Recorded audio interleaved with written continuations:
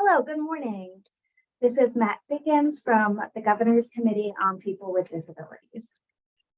Thank you for joining us for this accessibility and disability rights webinar. Today is personal networks, how to leverage that into success.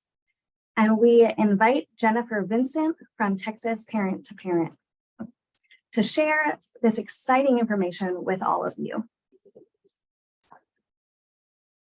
If you have any questions or comments to share with us, please go ahead and post it in the Q&A, and we will be answering those questions. Just so you know, some of those will be held until the end for Jennifer to answer, because some of those questions might be answered through her presentation, and some might be need additional information. Thank you for bearing with us. The interpreter will show up when possible. Thank you for bearing with us. So the Governor's Committee on People with Disabilities. Our mission is to further opportunities for persons with disabilities to enjoy full and equal access to lives of independence, productivity, and self-determination. GCPD recommends changes in disability policies and programs in the areas of accessibility, communication, criminal justice, education, emergency preparedness, employment, health, housing, transportation, and veterans. The committee also supports a network of committees on people with disabilities, issues awards to promote greater awareness, and promotes compliance with disability-related laws.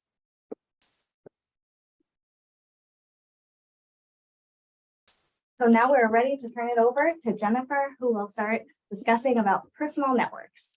Thank you, Jennifer. Thank you. Very excited to be here today. So we're going to cover Introduction to Personal Networks. This is a program through Texas Parent to Parent in the Texas Network Connections program, and it's about creating communities for people with disabilities of all ages. Next slide, please. So as parents, we said, how are we as parents going to make sure that our son or daughter with a disability has a good life, both now and after we die? I know that's the burning question for all of us. Who will make sure that the plans we have arranged and the services we have secured are implemented and functioning well after we are gone? How do we make sure our child is not lonely, isolated, or neglected? How do we give caring friends and family an opportunity to have a fulfilling relationship with our child? How am I, a person with a disability, going to achieve these goals for myself? Next slide, please. The answer is we are not alone. This is a personal network called Bacon from 2019, a picture, because the idea is, for our children not to be isolated and lonely, and to have a community and people that care about them and support them. Next slide, please. So what we'll cover today is what is a personal network, key principles of personal networks, how to start a network, testimonials, ways Texas Network Connections is helping families start personal networks, and then we will have Q&A. Next slide, please. So what is a personal network? Personal networks are intentional communities of friends, family members, and acquaintances who assist and collaborate with a person who may be at risk of isolation because of a disability. Personal networks promote planning and social opportunities, assist with decision-making and goal setting, and work with the person at the center to be a sustainable resource after the parents can no longer be available. Next slide, please. So this will be a short video we're going to watch. For parents of children with disabilities is what happens when I die. We all worry so much. There'll be no one there to really oversee, to advocate, to fight for, and to care in that way.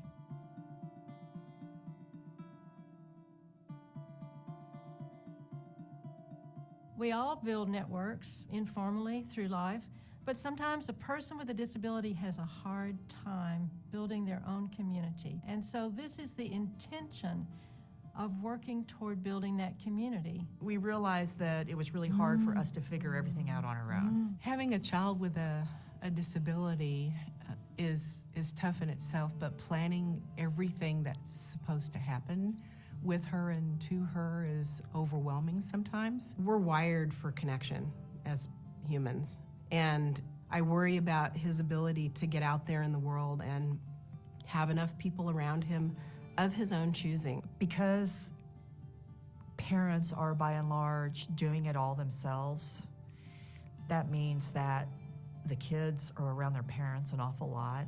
Now that Maverick is 18, he does not want to be around his parents all the time. And I don't think he wants us to be setting up a system where he has to feel like he can't live without us. A personal network is like an extended family. It's a little group of people who commit to being involved with that person and caring about their quality of life. I like to call a network a project, because you think of a project as something that you're not really quite sure where it's going to go, and it's something that we're all working on together, and we're figuring stuff out together. As Brenna turned 18, we had to start worrying about Social Security and Medicaid. So we started a network of friends and family members, friends that have known Brenna for a long time, most of her life actually.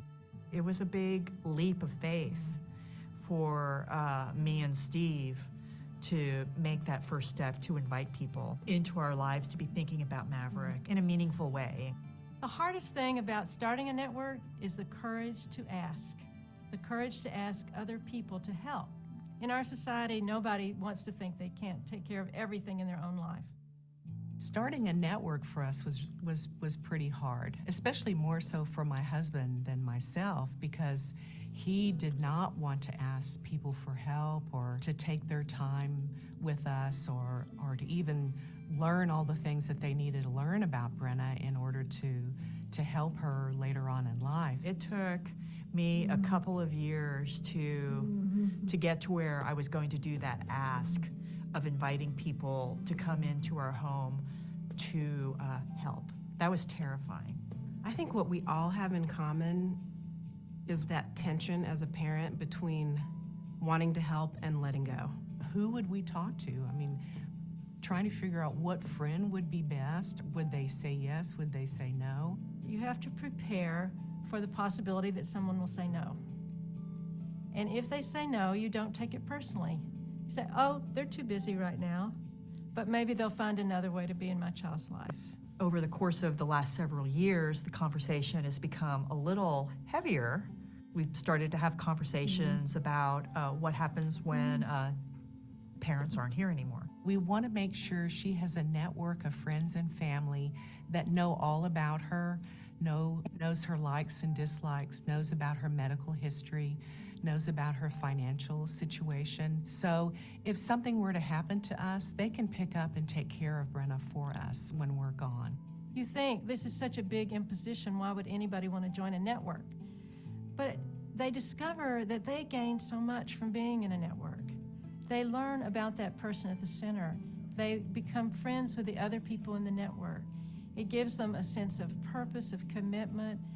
It comes from the heart, and so they know that they're doing something so worthwhile, that they're working for this person's quality of life. This is part of our network, the Trabolsi family. They're our next-door neighbors.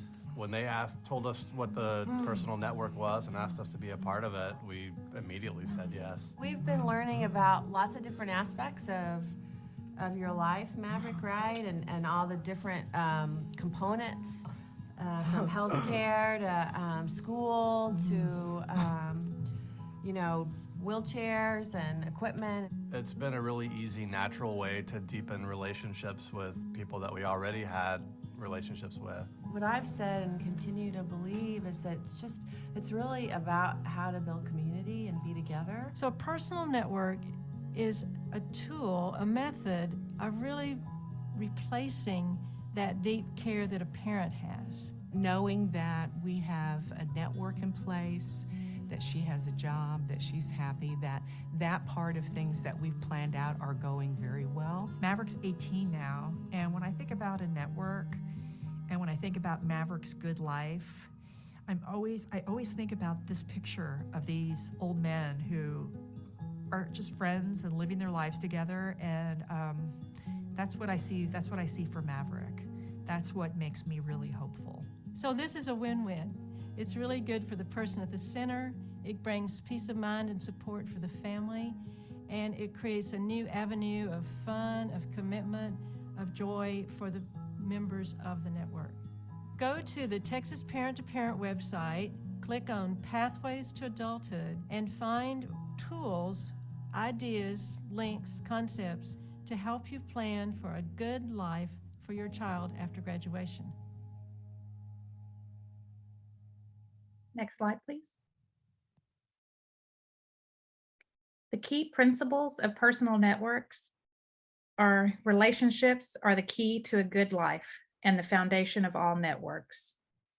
Networks are volunteer driven and directed by individuals and or families. So networks are for anyone, any age. Let me just clarify that. So, I really think it's a great idea to start networks at a younger age, because imagine, these people growing up and seeing your child over the years. And when you're developing a network, think about your special ed teachers, paid staff and unpaid staff, when they become older, your vocational rehab specialists, to include them, and even to come to a meeting and know who's involved in your child's life or the adult with a disability's life, and what resources are out there. I have a network for my daughter, and we include her specialists to come and be resources and educate the network on programs, on disability services, on disability issues. So just to add that in there, networks are volunteer driven and directed by individuals and or families. Networks focus on contribution, and everyone benefits in a network. Next slide, please.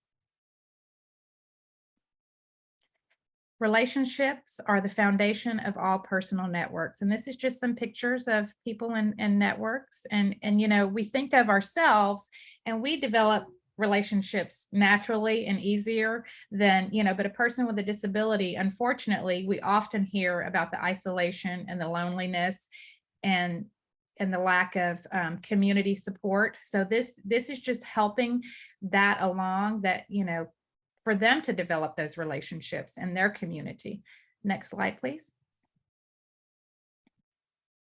The 3 phases of starting a network are exploration, development, and then the maintenance. And this is a picture of a network called Lucas's Lineup from 2018. Networks have been around a while. Next slide, please. And this is a video from Lucas's Lineup.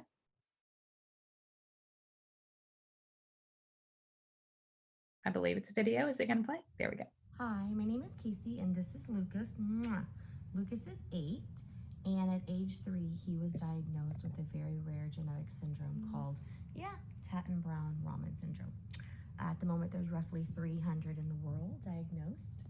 With that, he was then diagnosed with autism, a lot of spikes throughout his brain. He had a very horrible regression, which then led to nonverbal autism, ADHD, sensory processing disorder. I know, right? TBRS also can affect your heart, seizures, scoliosis, and it's now been linked to different blood cancers. So, I know, I'm so sorry. So with that, we, at age 5, were still going through the cycles of learning everything about Tatten-Brown-Raman syndrome and how we can help our child who once was verbal and more high functioning to a lower functioning autism due to TBRS. I heard about the lineup, I heard about the network in which we call Lucas's Lineup. And so we started at age 5. And initially, you can go baby boy if you don't want to be here. Initially, my thought was, if something were to happen to myself or my husband, I need to ensure that our guardians, or Lucas's guardian, will have a full support system, let alone, just having to take care of our children, but one with severe special needs and potential future medical needs, they needed a support system. So that is what intrigued me initially about the network. Also, we wanted everyone to have a glimpse into our world. It is such a different world, and we're still navigating it. Back when he was 5 years old, he's 8 now, it was it looked different. And we needed people to understand if we say no to something, that it's not because we don't want to go, it's just, it is very difficult for us. And so we wanted our close family and friends just to have a better idea of what our life looked like.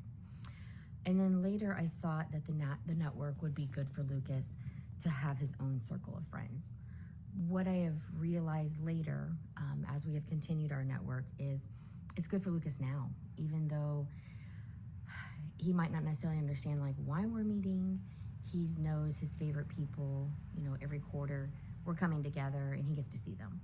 And then at the end of the lineup meeting, we have a birthday cake and we celebrate all the birthdays that we missed, throughout the quarter.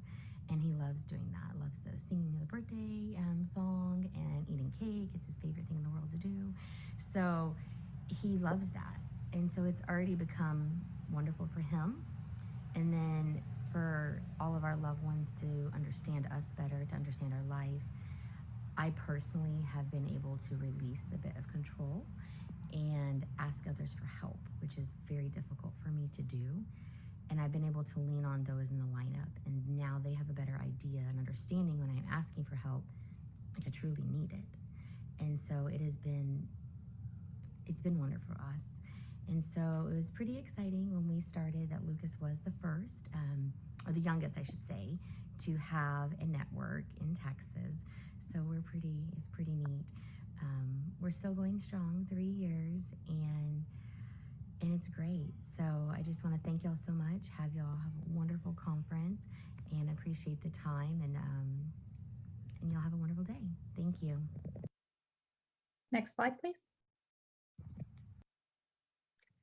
So phase one, when you're starting a network, is exploration, where you're just trying to figure out who you want to invite to your network, which could, family, friends, professionals, paid staff, attendants, but it is volunteer. You're not paying people to attend, but people that care about your person with a disability or want to learn more. And this is a picture of the Wacos from 2001, and you'll see there's always interesting names because you do name the network. So that is part of the beginning. So next slide, please.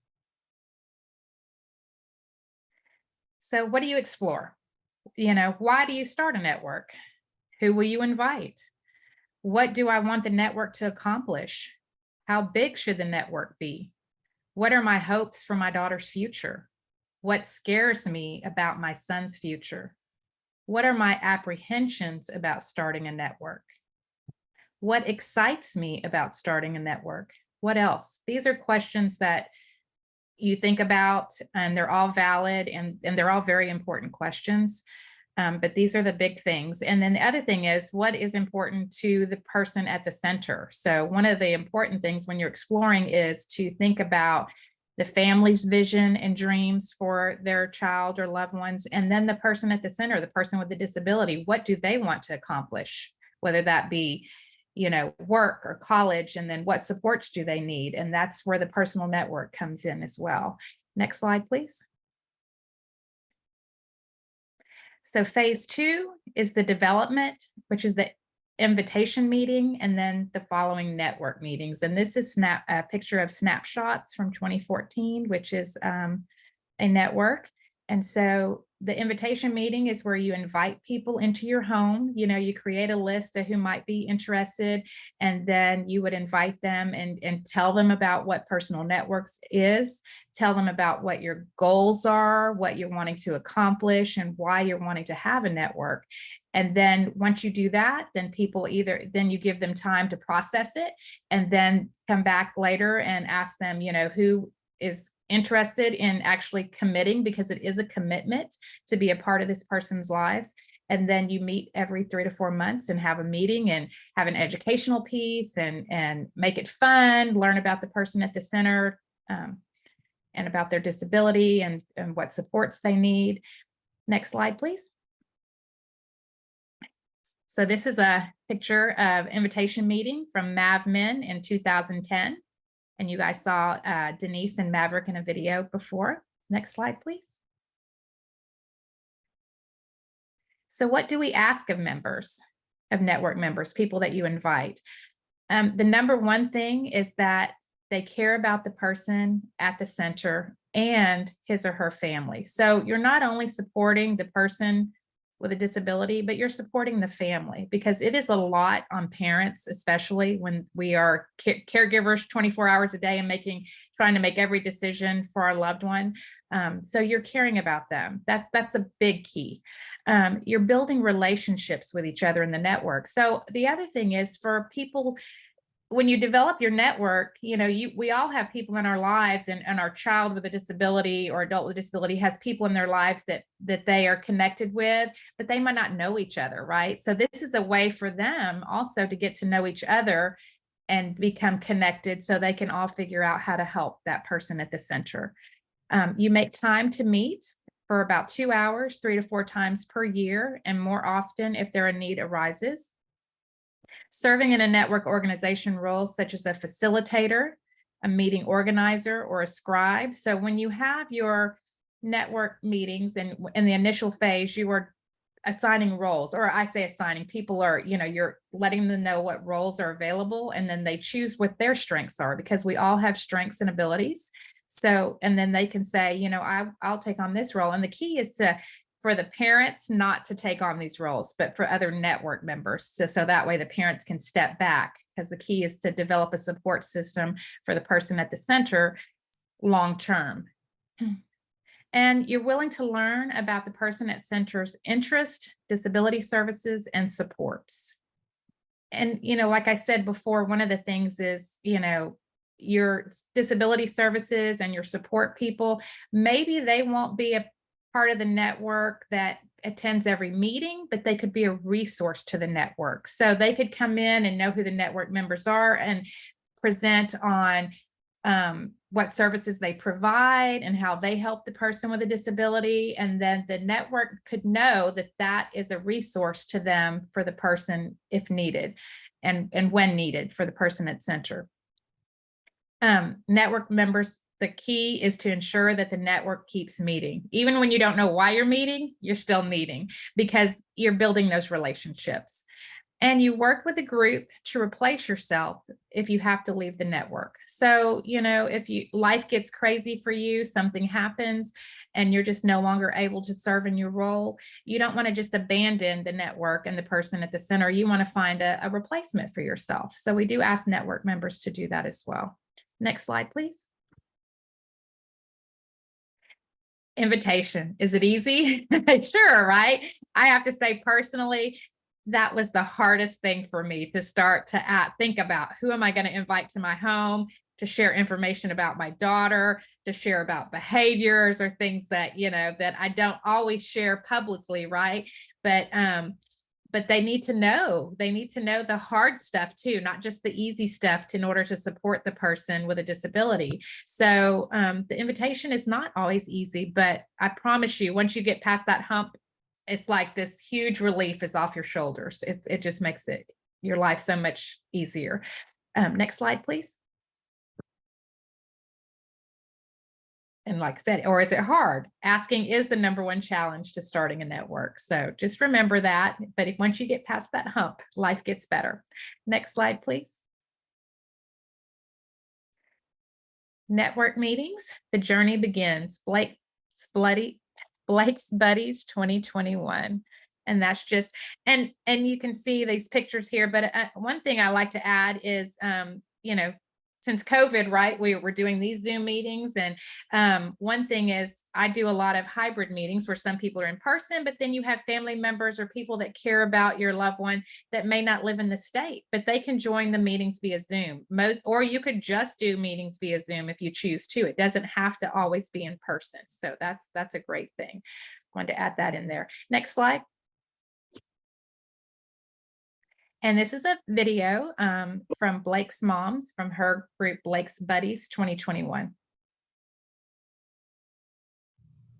Hello, my name is Kimberly Johnson. My son is Blake Johnson. He is 17 years old. He will be 18 in a couple of months. We started the Blake's Buddies Network in this past spring, and we've had a couple of meetings so far. I am so relieved that we finally started this. It is like a weight has been lifted off my shoulders to be able to share our fears, our medical information. I have a care notebook that it's about 3 inches, 3 inches thick, and we made it digital now because of the network. And I was able to share all that with the group, and also to be able to share waiver information, financial information.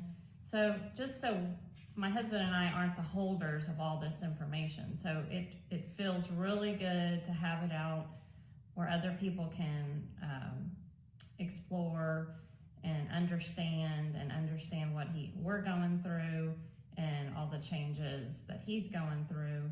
And so I am extremely excited that we finally started this group. So I encourage you to do the same when you have time, no pressure. Just really happy that we started one. Next slide, please. So network meetings are not just about business. They are also about socializing and eating. Typically, you would have a meal, and once, usually the invitation meeting, we ask the families to, provide either a light meal or snacks. But then once the meetings get going regular every 3 months, we ask the network members to take that off of the family. So it's one less thing that they have to be responsible for. And potluck works really well. And you could celebrate birthdays, and then everybody socializes, usually the beginning, and then they get down to business, and then they have business. Or you could just do a social event with your network as well. Next slide, please. So network meetings, this is a picture of people taking care of business. So usually we have an agenda, and we, in the facilitator, not the parents, whoever's taken on that role will go over the agenda and go over whatever business you're going to talk about at that meeting. And typically, there's an educational piece to each meeting, and or upcoming events. So what's going on with the person with a disability, what kind of needs they have coming up that maybe the personal network could provide some support to them. Next slide, please. So network meetings, taking care of business. This is a sample agenda. So the first part would be introductions. And so especially your first couple of meetings, you have everyone introduce themselves, because everyone doesn't know each other and how they know the person at the center, and they know the family. And then you talk about what's new with other members, not just the person with the disability, but what's new with everybody. And then you get started developing the network. What we talked about, you think about a name, so everybody votes and it comes up with a name, and then you assign the roles. A communication tool, whether you as a network you choose to do email, text, website, Facebook. I always say a younger person is great with the communication tool because they are more tech savvy, right? For my daughter's network, we use GroupMe to communicate, and within her network, and that works well for us. Some people use Google Docs to put information in for the network to access. You decide when to meet, how often, and where. And the network goals, in the beginning, you develop short-term goals and long-term goals, and then you update your goals annually. And the goals are, could be, the network will learn about vocational services. The network will learn about disability issues. We'll learn about diagnoses, behaviors. I mean, it could just be anything, whatever is needed. In the network agenda, you would go over updates. For example, if they've had any medical issues or appointments, employment, what's going, if there's a change in employment or new employment, what's going on with the schools, benefits, learning about Social Security, SSI, disability, how to access those things. And then you would get to know the person at the center's interests, what's important to them, what they like, what they dislike, and learn about their services and their supports. And then last on the agenda is you always want to schedule your next meeting, because we all know we get busy and we think, oh, well, we'll schedule that a month from now, and then it could be a year before you meet again. So even if you are not going to meet right away, you may have to reschedule it. You still want to get a date on the calendar for everyone, because everyone does need to commit. And then if you have to reschedule it, then you go from there, and then you adjourn. So you do have an agenda, and it is business during the meeting as well. Next slide, please. So some of this I've already covered, but what do networks do? Meet for 2 hours, 3 to 4 times a year. Provide social opportunities for the person at the center. If a network member could, say, what, I can take your loved one to the movies, or, take them on a walk, or something like that. I mean, just simple things are very helpful.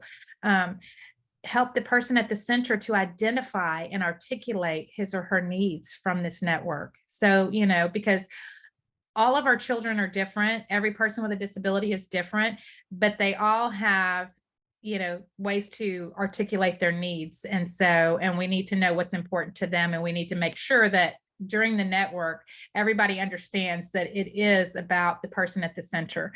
Offer guidance and mentorship. Assist with goal setting. Network members can also come up with goals on things they would like to learn. Support families during time of crisis. That's a big one. Monitor public benefits and services. Learn about the disability issues. There's always a hot topic, with disability issues, but a lot of people in our community and family members that aren't directly, living our lives every day, they have no clue. I can say with my daughter's network, one of the first things I did was kind of go through her history. And some of my family's like, oh my gosh, I had no idea, right? Because we don't share that all the time, but, and they're more willing to help when they understand what's going on. And this is kind of a safe place to do that. And then explore employment, housing options. What do you want? What is your person at the center? What do they want to do for employment? What's important to them? Do they want to work? Do they want to volunteer? And how do you access that? Housing options, looking at the future, when maybe they want to live independently or semi-independently, how to make that happen. That network can help with those, research and as well, and bring things to the meeting and present as well. And then the key is always to have fun. It's always about having fun together. Next slide, please. But remember, relationships are the foundation of all personal networks. So you can see these networks, the one in the middle is someone going rowing. The person at the center loved to row. And so instead of having a meeting, they all went rowing one day, because that was important. So it doesn't always have to be business. I have a network that I'm facilitating now, and the young lady loves to go bowling. And so we, decided in one of the next network meetings, we're going to meet at the bowling alley, and the network's going to go bowling together. Because how do you learn about someone, but socializing and seeing, what they enjoy? That's a key way to get to know each other even better. Next slide, please. Phase 3 of the network is maintenance and sustainability. This is MAVMIN in 2010, and we are in 2024. So, MavMin is still going strong, which is amazing. And so, that's the key, is to maintain, keep meeting, and sustain that network over time, because eventually the parents won't be here, and you still want that person at the center to have that support system. Next slide, please. This is a snapshot. I'm sorry, that's not a snapshot, but the snapshots is the name of the group and this is from 2014, and they celebrated another year and overcame network hurdles. Next slide, please.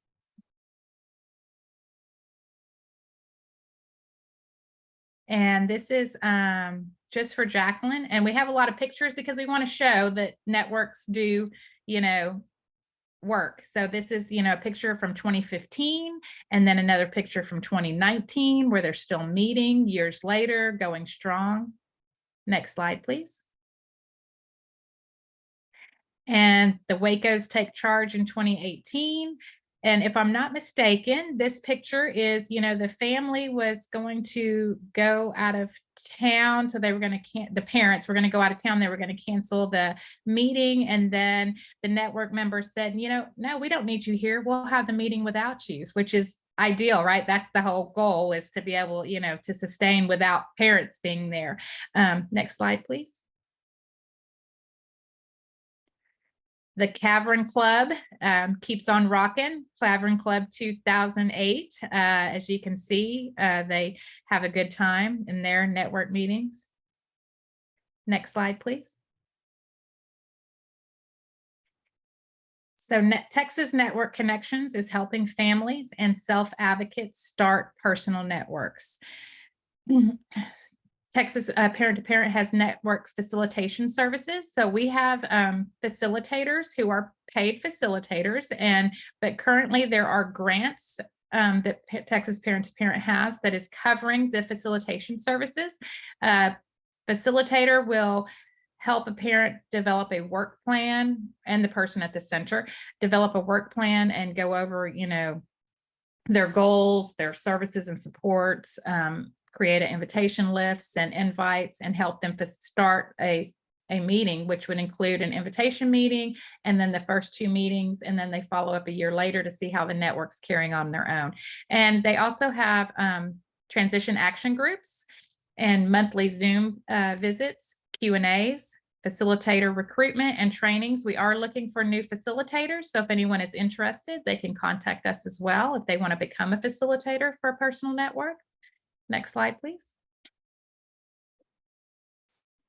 Starting a network with a Texas Network Connections facilitator. So these are just more pictures. Next slide. And this is a picture of a transition action group. So a transition action group is similar to personal network.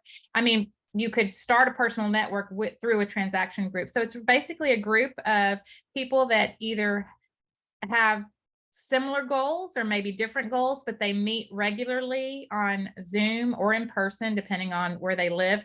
And they just kind of hold each other accountable and support each other as they are developing and working through their transition goals. So it could be a goal of, you have a group of people that want to start a personal network. And so then they meet and they talk about what their goal is and how to accomplish that. And then they meet again and talk about the steps and where they're at on meeting those goals. Next slide, please. And this is testimonials from Bacon 2019. Next slide, please. What do families say about having a network? The crisis team was right there with us for back-to-back hospitalizations and the recovery from each. Bob and I have found this support to be a massive game changer. We felt part of a team of peers working together to care for Oliver, care for Apollo and ourselves, put food on this table, stay connected, work, think about what we need, and rest. This is a night and day difference from trying to grit it out on our own. Our appreciation for the crisis team runs deep. That's a testimony there. Taking these first steps of starting a network leaves me feeling hopeful that we can build a strong community of support for my daughter. I know that this network will be such an important and special part of my sister's life, and I look forward to future meetings and all that is to come. And I have to say, siblings love personal networks, because oftentimes we all know that parents rely on their siblings to care for the person at the center or the person with a disability after they're gone. And that is a huge load on them. And so siblings love networks because then they feel supported, and they're, they have a support system too. So they don't feel isolated and all alone, like, oh, when something happens to my parents, I'm in charge of all of this. Meeting with the network has put a dent on my skepticism. I am so happy that I finally did this. Over time, I see network members becoming more invested in my son's future. And that is what families are saying about having a network. Next slide, please. And this is a video, McKenna's Circle of Love from 2021. Hello, my name is Cassie Carter, and I just wanted to tell you all a little bit about our network for our daughter, McKenna Carter. We started it about a year ago with Texas Parent to Parent. They've been so gracious to help us get our network started. And for Shane and I, and for McKenna, it has been something that's been a very positive experience. And we started it simply because we had visited the online conferences for Texas Parent to Parent and learned about a network and how valuable it can be to a person with disabilities. Our daughter has epilepsy, she's on the autism spectrum, and she also has intellectual disabilities. She's very high functioning, and so we have managed to pretty much take care of everything all on our own up until now. She's now 21 years old. And as we're looking into launching her into independence, we decided that through seeing the seminars on Texas Parent to Parent that we could use some help on some of her major decisions and some of the things that we are looking to do for her and with her. And also we want that security and the peace of mind of knowing if anything ever happened to Shane and I, that McKenna would be not just existing, but well taken care of, and her, not just her needs, but her desires are gonna continue. As parents with young people and children with disabilities, sometimes the burden is very, very heavy on all of the decisions that we have to make, all of the forms and things that we have to fill out, all of the different agencies that we are looking to help our person with disabilities. It can get so overwhelming and the burden can get so heavy. But through learning about a network with Texas Parent to Parent, Shane and I have begun to feel that burden just lift off of our shoulders. It's slow, we've just gotten started, but we see that there is a group of people that we have assembled around McKenna that genuinely care about her future, they love her dearly, and they want to help. One of the things we were most scared of is just asking people to help, and once we started asking, the response was overwhelmingly yes. We have wondered over the years what we can do. We've been waiting on you to ask us to help. And so the network was a great place to get these people involved in McKenna's life. They are helping us make some pretty big life decisions right now about guardianship and some other things. And they are all taking on roles that are amazing for McKenna's future, especially if something would ever happen to her father and I. So a network has just, in the fewest words, it has just released a burden off of Shane and I's shoulders. And we know that it's just getting started and it's gonna get better and better. Currently, McKenna doesn't much participate in her own network because she is exerting her own independence, but we look forward to a time when she depends on the people in this network for advice, for companionship, just for anything that she might need someone besides mom or dad to turn to. And so we're excited about where the network is going to go, and what's going to play out for McKenna in her future. So I highly suggest, even if you just have a child that's very, very young, I suggest you go ahead and do the work now to get a network started, because it is a huge relief off of parents with children that have disabilities to just allow others to share that burden. And they want to do it, and they're excited to do it. So no matter where you are, no matter how old your child with special needs is, I suggest you dive in and get a network started, because it will be beneficial for your special needs child and for those who are caring for that special needs child. So I highly recommend it. Thank you. Next slide, please. And as I talked about earlier, siblings love networks. I have a network that I'm facilitating, and it's just a single mom with 2 daughters. And the one daughter was always and her daughter has Down syndrome, and the sister was going to manage her, life after the mom was gone. That's just the plan, right? That for her to be, in charge of her life. And so when they heard about networks, that was the thing. The mom said, it just gave her a sense of relief, and her adult daughter, a sense of relief, for her to build that community and that support system for the sibling, not just for the person at the center and the mom, but to know that, when the mom passes on, that the sibling's not going to feel all of that responsibility solo, that she will have a support system as well. And so, and you see here, the young kids, include your younger kids in the network, because how do young kids learn about a person with a disability and differences and disability issues other than being present, right? They may not understand why you're meeting, when they're 2 or 3 or 4 years old, but if they're always there, they're going to grow up knowing about it. And those young people are our next generation to be there and advocate for our individuals with disabilities and disability services, and to understand what our community needs. So always include the younger children too, not just us older people. I know I had somebody say, oh, well, I don't want to invite this cousin because they're like in their early 20s. They're just not mature yet. I said, but they will mature, and they will learn by being a part of the network, right? So even though, because this is not something that happens overnight, you don't just like, okay, we had a meeting and now we have this perfect network, right? It grows.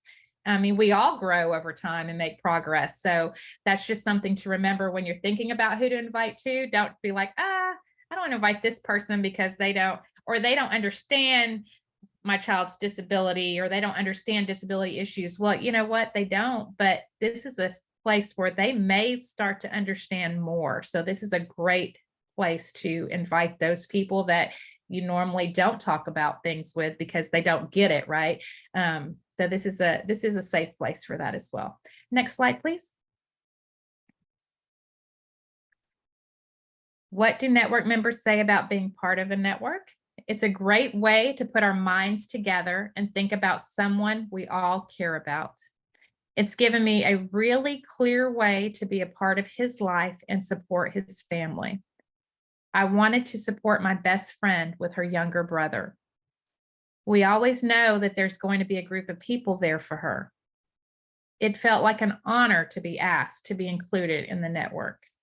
And I like having a defined role in how I can support him. So these are just great testimonies of, what network members feel. And it's just, it's amazing.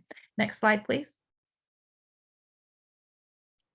So developing a healthy, sustainable network, again, it takes years, and that's okay, right? Nothing happens overnight, right? You go to college, you get a degree, it's not quick and easy. I mean, everything takes time, and the best things take longer, right? So networks are a work in progress. So don't give up, just keep working at it. And that's, again, a picture of a great network. Next slide, please. Over time, as networks mature, relationships deepen, and members become more invested in each other's lives. This is a picture of Coulter's Intelligence Agency, CIA, from 2017. And I just love all the unique names that networks have. Next slide, please. So this Texas Networks Connections Program, that's our website. And then the link for personal network videos and planned lifetime advocacy network. And then for more information, Denise Sonleiters is there, but also in the Q&A, we can put my email address for you guys. And I believe that is it. I think I did pretty good going under an hour. Any questions in the Q&A? I do not see any, but I'm not sure how to post in the Q&A your email address. Okay. So if maybe I could get, do I put it in the chat? Should we put my email address in the chat? We're not sure how to put in the Q&A.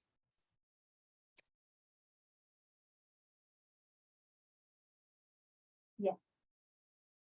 Okay. Cinda, do you want to do that? And do you guys have any questions or?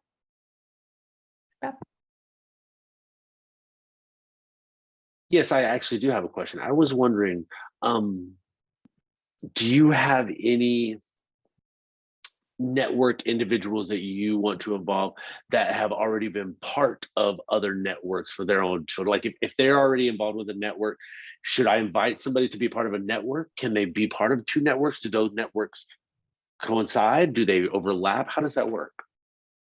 So the networks, I wouldn't say that they overlap or coincide, but yes, I personally am a part of 3 networks. I mean, besides being a personal facilitator, just because they're my friends, so I am a part of their network as well. So you can, and it is good to have maybe like another parent of a person with a disability, but you don't want just parents of people with disabilities to be part of your network. So, and you can have the person with a disability, their friends can be a part of it as well.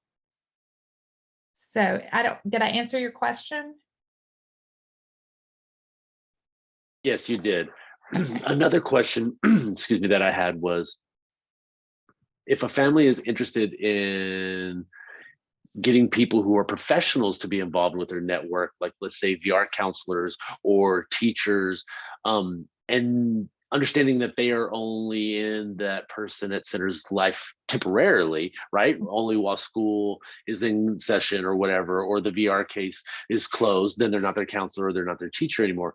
How can they work out a situation where those individuals will continue to be members of that network? So of course it is up to that professional if they would like to continue to be a part of that network. For instance, I have a network of an adult, he's probably 23 now, that I'm facilitating, and his used to be his special ed teacher, who's now a diagnostician in the school district that he's at, is part of the network because she has chosen to continue to be a part of that network. Sometimes professionals will choose maybe just to be a resource or be in the network temporarily and with that understanding, but other people may, choose that they just love the person at the center and the network and they want to stay on. I mean, because it is a commitment if they choose to, but again, it's a choice.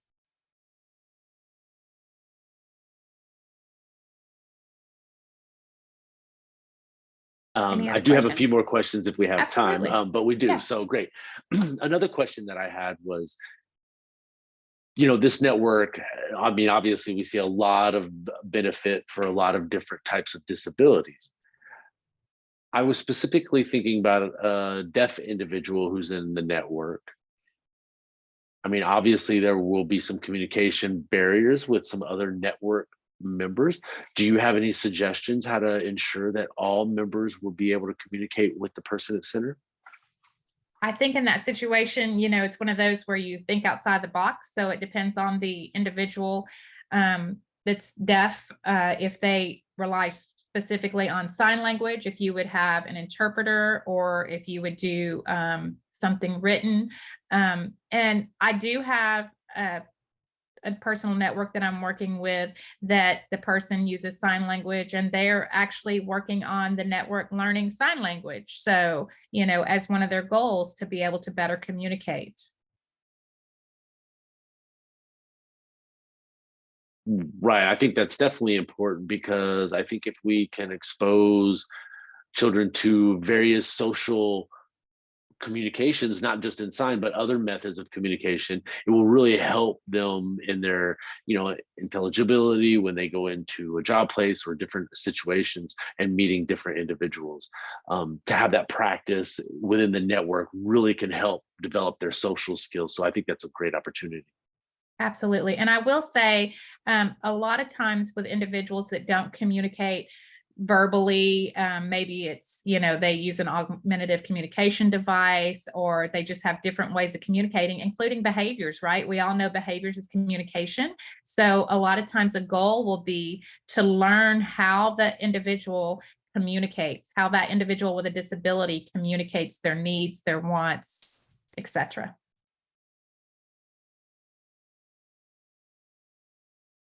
And this is my last question. So, have you seen networks benefit employment? Or has that led to more employment opportunities for the person at center?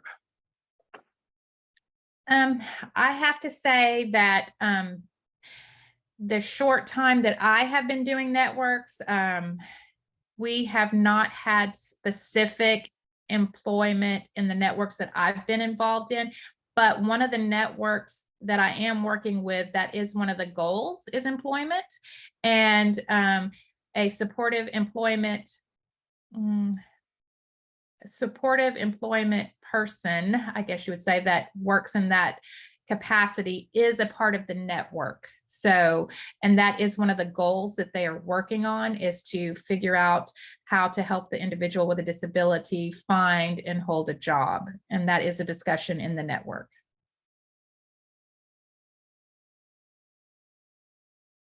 And I was asking those questions because we do know that in Texas, especially in Texas, and I'm sure in other states as well, that we don't just need to know the skills and have the education, but it's also who you know that is really crucial when it comes to finding employment opportunities. So, if somebody who can make a suggestion who's already employed at said organization or company makes a referral, then I think that really is beneficial, because when we look at networks, that can be another part that helps them, because when they already have those natural barriers.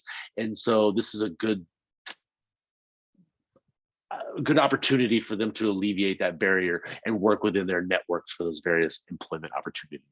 Absolutely, because we do that naturally, right, as well. I mean, over the years, I have to say I haven't applied for a job in years, and I am a nurse, but once you develop relationships, whether it be in your work or your personal life, then people just, contact you and go, oh, well, this job's available. I think you'd be great at it. But the same thing, when you've developed this personal network and you have this group of people and they know what your goals are, what your visions are, what your wants are, then they are going to be just naturally looking to be like, oh, you know what? I think this would be a great opportunity for this person, because I know what their skills are, what their abilities are, what their needs are. And so they're going to be on the lookout, and you're just developing those relationships in that setting. So I think this is a great opportunity for that to occur. Any other questions? I think those were all great questions. Well, I think we were about out of time, so thank you so much. Thank you. Will you be able to put your contact information? Were you able to do that in the chat? I believe it is in there. Yes, it is in there. Yes, thank you. And your contact information is also posted on the website. So thank you so much for your time and sharing this information with us and the audience. You have a wonderful day. Thank you. Thank you. You have a great day too. Bye-bye.